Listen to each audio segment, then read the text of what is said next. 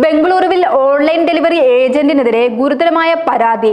സാധനങ്ങൾ എത്തിക്കാനെത്തിയ delivery agent വീടിനുള്ളിൽ അതിക്രമിച്ച് കയറി യുവതിയോട് അപമര്യാദയായി പെരുമാറിയെന്നാണ് പരാതി. സംഭവത്തിൽ പോലീസ് കേസ് രജിസ്റ്റർ ചെയ്ത് അന്വേഷണം ആരംഭിച്ചിട്ടുണ്ട്.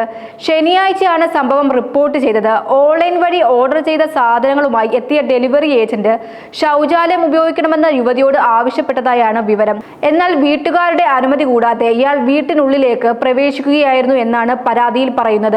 വീടിനുള്ളിലെത്തിയ ശേഷം ഡെലിവറി ഏജന്റ് യുവതിയോട് മോശമായി പെരുമാറുകയും നഗ്നതാ പ്രദർശനം നടത്തുകയും ചെയ്തതായി യുവതി പോലീസിന് നൽകിയ പരാതിയിൽ ആരോപിച്ചു. അപ്രതീക്ഷിതമായ സംഭവത്തിൽ ഭയന്നുപോയ യുവതി നിലവിളിച്ചതോടെ സമീപവാസികൾ ഓടിയെത്തിയിരുന്നു.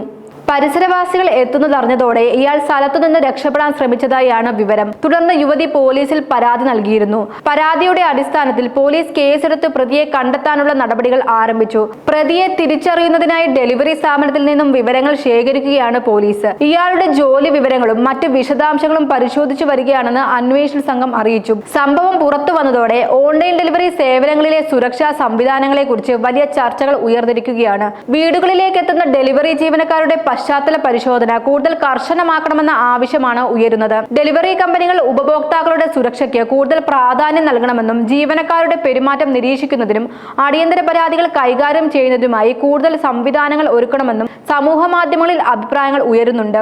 അതേസമയം സംഭവത്തിൽ യഥാർത്ഥ വസ്തുക്കൾ അന്വേഷണത്തിലൂടെയാണ് വ്യക്തമാക്കുക. പ്രതിയെ കണ്ടെത്തുന്നതിനായി പോലീസ് അന്വേഷണം ഊർജിതമാക്കിയിരിക്കുകയാണ്. കേസുമായി ബന്ധപ്പെട്ട കൂടുതൽ വിവരങ്ങൾ വരും ദിവസങ്ങളിൽ പുറത്തുവരുമെന്നാണ് പ്രതീക്ഷിക്കുന്നത്.